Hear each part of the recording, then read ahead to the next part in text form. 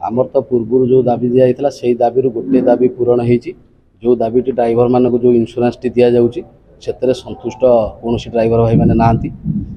तापर भी आ 6 गोटी दाबी अच्छी जो 6 गोटी दाबीर प्रथम दाबी रही जो ऑटो चालक मानक एपर्यंत कौन इंश्योरेंस मिलूना तेणुक से आमर वेलफेयर बोर्ड में सामिल करा जाऊ आउ जहाँ भी आमर दाबी रही पूर्व दाबी रही 6 गोटी दाबी रही से 6 गोटी दाबी को नहीं आम राज्य कमिटी पीएमडी भुवनेश्वर में धारणा देते जो 6 दिन धारणा सरकार किसी तार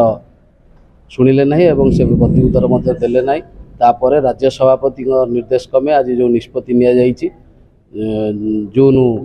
जुलाई 8 तारिख में आमर स्टेरिंग छाड़ आंदोलन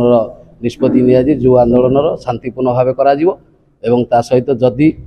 ता परवर्ती किसी न शुणती निश्चित भाव में राजरास्ता बुलाइवाई चेष्टा करूँ। 8 तारिख दिन ड्राइवर भाई मान न्याय दाबी नहीं 2021 मसीहा सेप्टेम्बर मास 1 तारिख ठारू ओडिशा ड्राइवर महासंघ सरकार को बार बार अवगत करेचु गणमाध्यम जरिया जिलापाल जरिया प्रत्येक एमएलए जरिया से दिन ठारू आज पर्यंत